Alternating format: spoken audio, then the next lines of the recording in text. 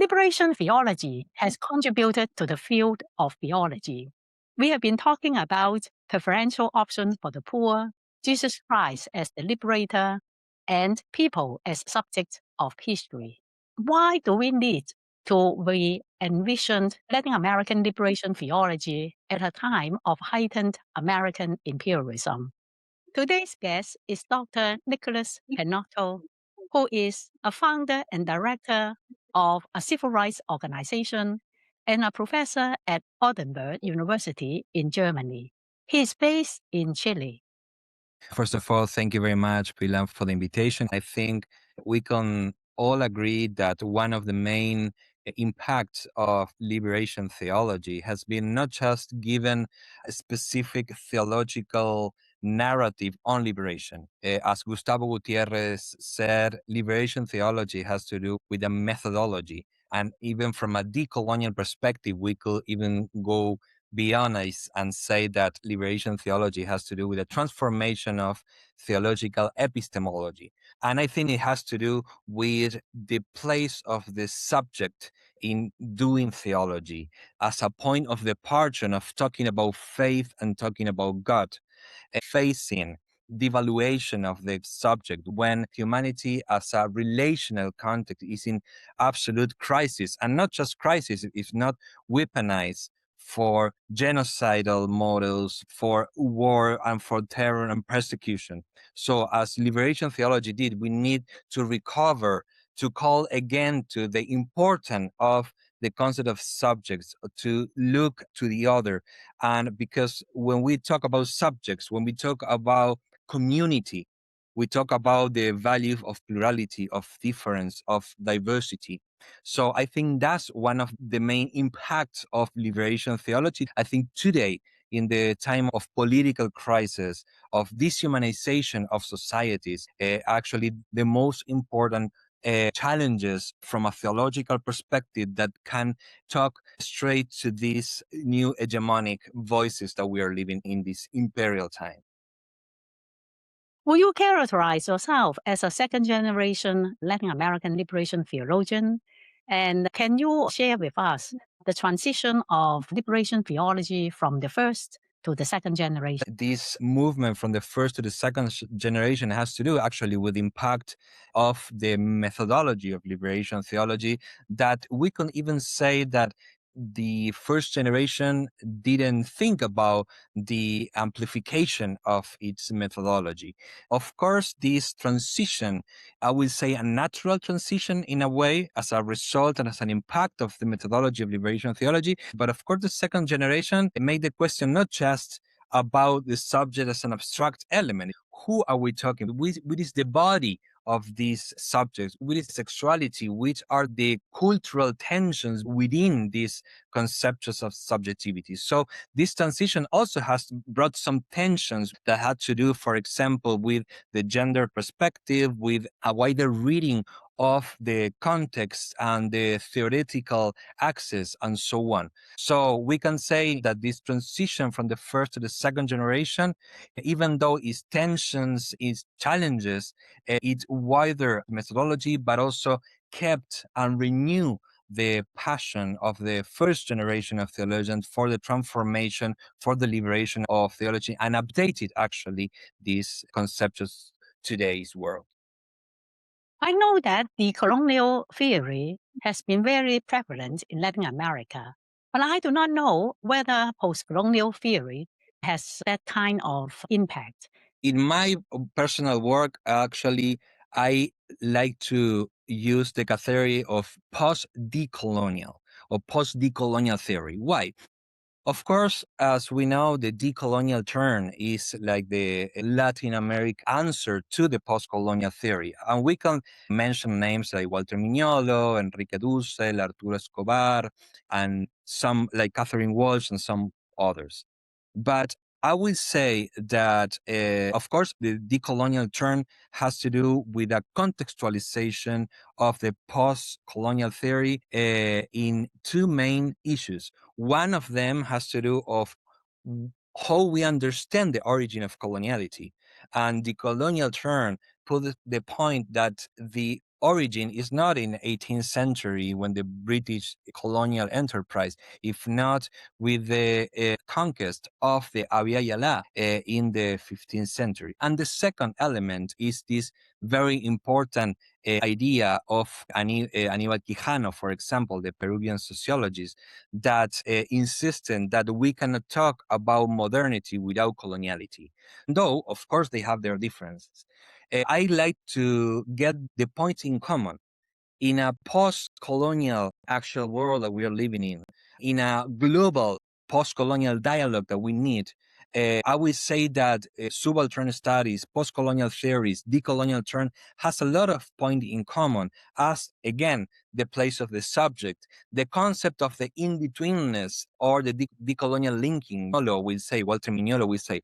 So these are points in common in terms of methodology and epistemology. So from a post and decolonial perspective, I would say that it's needed more dialogue between the theories, understanding, of course, they are different, but actually enriching among themselves in their proposals, in their specific methodological and epistemological proposals.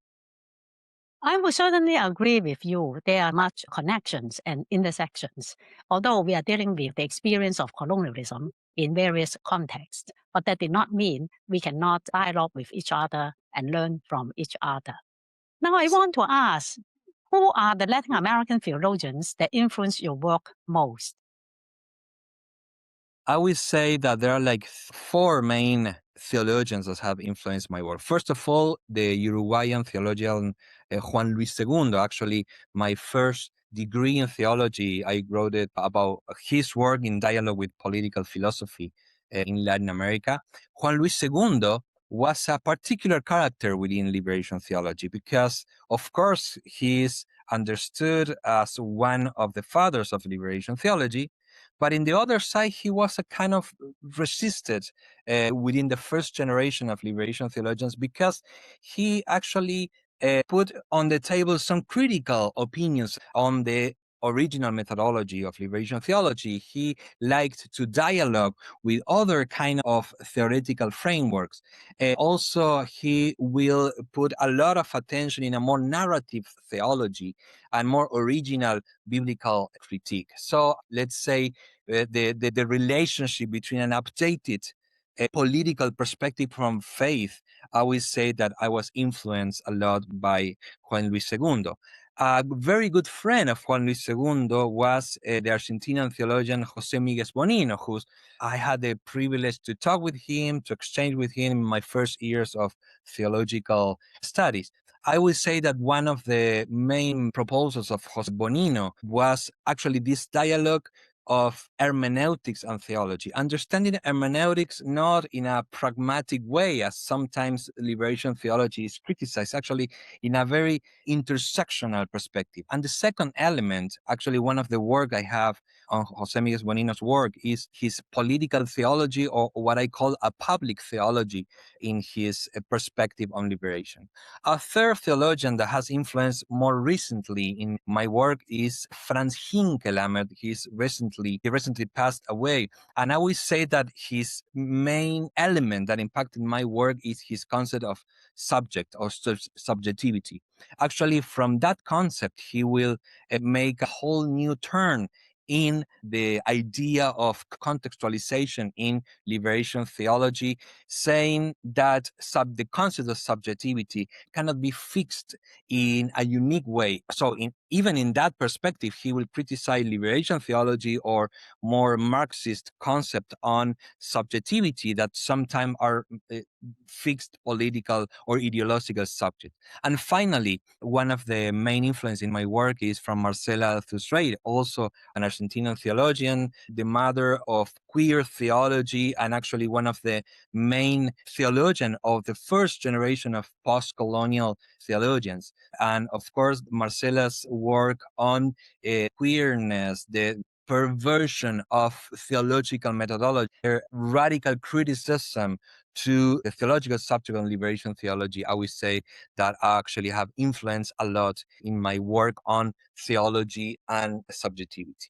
I am glad among the four theologians or scholars you have named, I have met three. Segundo, Bonino, and of course, the late Althaus-Reid, and learned much from their work.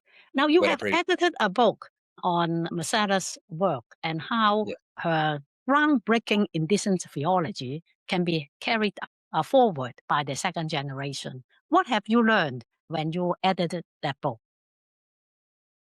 That book is the result of a conference in honor of Marcella's work. It actually was held in Buenos Aires in what was her first steps on theology. That was at ISEDET, where actually I had also the honor to study theology. And the first thing I have to confess that I learned is how the work of Marcella wasn't really understood and read in Latin America. It was more read in United States, in Europe, but it was difficult to find in Latin America. Of course, in Brazil, there we have more groups on the study on queer theology and on the work of Marcella.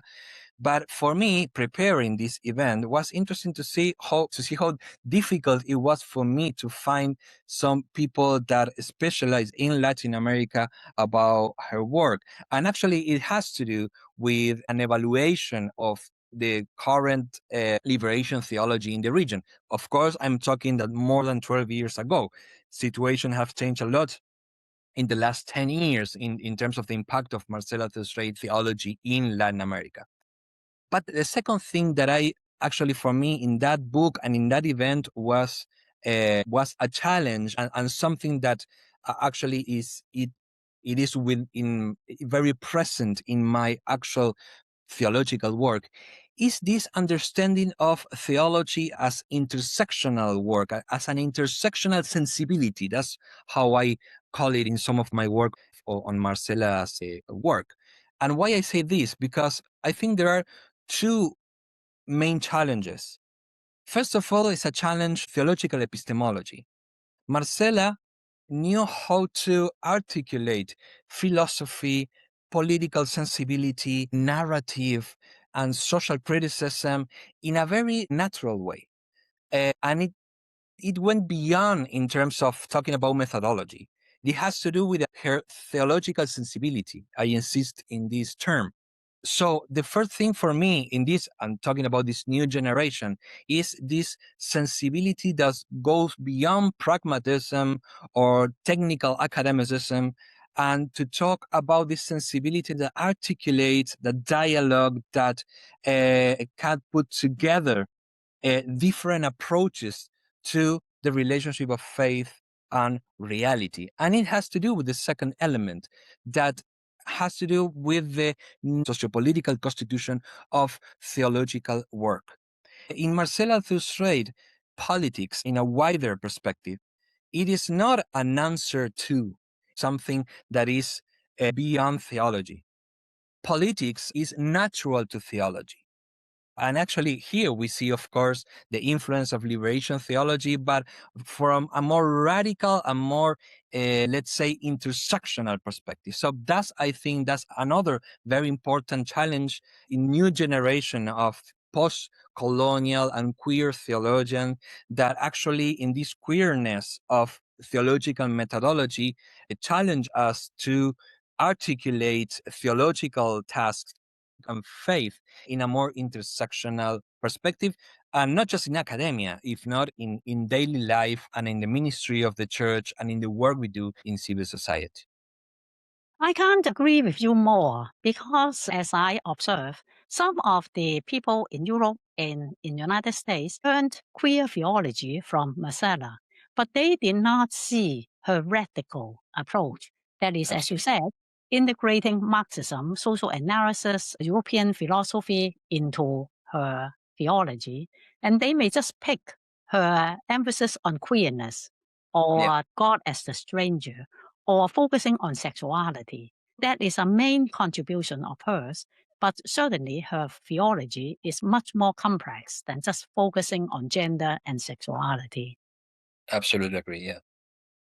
Now, I want to ask you, you are a professor for many years teaching in different schools on theology, but you also remained very rooted in the struggle for human rights and participating in social movements and organizations.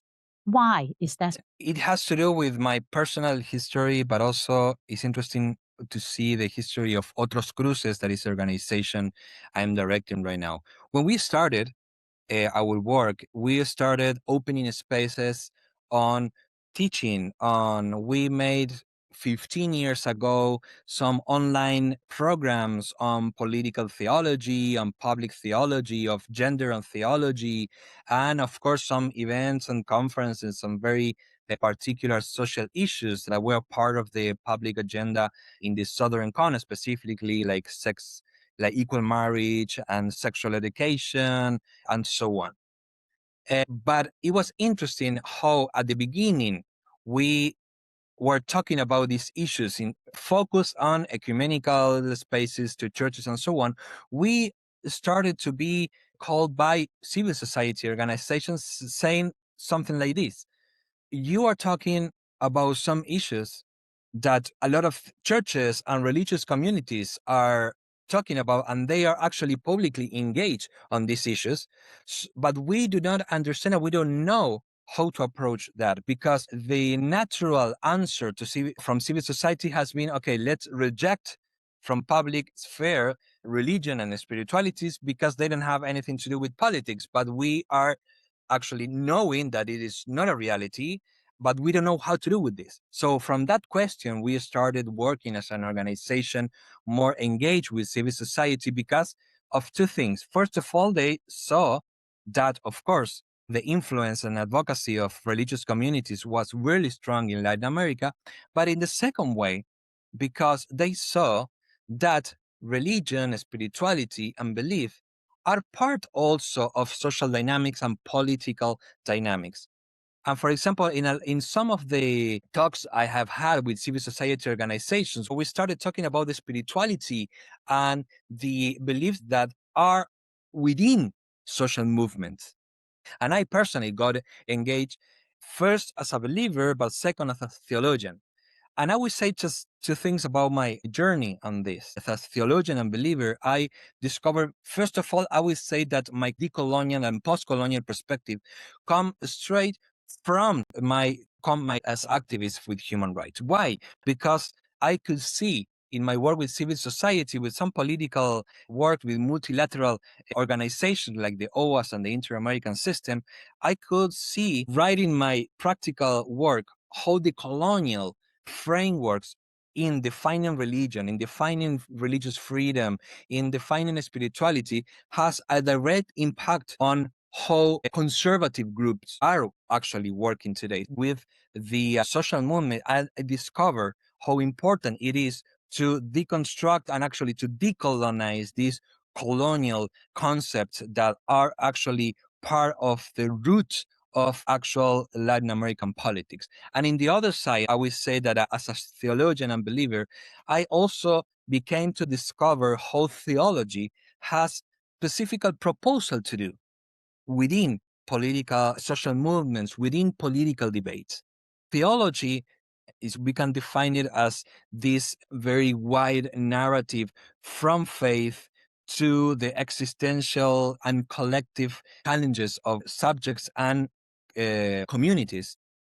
I got to discover that as a theologian, I have a lot of things to give and to propose and to mobilize within the social movement from my own perspective as theologian. I would say that that's why I personally take as natural my role as a theologian and activist, because I can see that as a theologian, I have a lot of things to give to the fight to justice and dignity today. Finally, I want to ask, as you traveled widely to give lectures and do your organizing work, what are some of the things that you think theologians need to pay attention to and work together in collaboration for our time like ours? One of the first challenges we have is how to help society to deconstruct and to decolonize this actually modern centered and colonial preconception of religion and spiritualities, not just in society in general, but specifically is in social movement. that colonial heritage on the concept on spirituality and religion is giving a lot of problems in approaching the religious and the spiritual issues from the perspective of human rights. So as a theologians, I think we need to work on this decolonization of conceptions and also to approach again for a new sensibilities. I think the second challenge as we have as a theologian is we have an epistemological and methodological challenges. We don't need just to learn how to talk theologically about certain political or social issues. We need to do theology as a social and political exercise in itself. So that's why, and here, of course, I'm following the new decolonizing perspective on epistemology and so on that we can study here in Latin America and we can learn from the social movement. But I think in theology specifically, we need to think and practice new ways of doing theology that will show more clearly the idea of intersectionality, of articulation, beyond the concept of just methodology in its traditional perspective. And third and last, as a theologians and believers, to continue insisting in a more intersectional spirituality. And in this sense, we need to promote how to see spirituality in their own practices, in their own ways, to learn to discern the theological keys that are in their practices. Of course, in Latin America specifically, but we could say in different parts of the globe, we can find like the main or hegemonic expressions on religiosity and spirituality within social movements, but there are unique constructions of spirituality, of theology within social movement, within social organizations. And as a theologians, we can work together with these groups and with these movements to learn how to discern those theological and religious elements and how to work with them and integrate them more effectively in the practice, not just of social movement, if not to actually construct a bridge of dialogue with religious communities. Thank you very much for joining the podcast. I will see you in the next episode.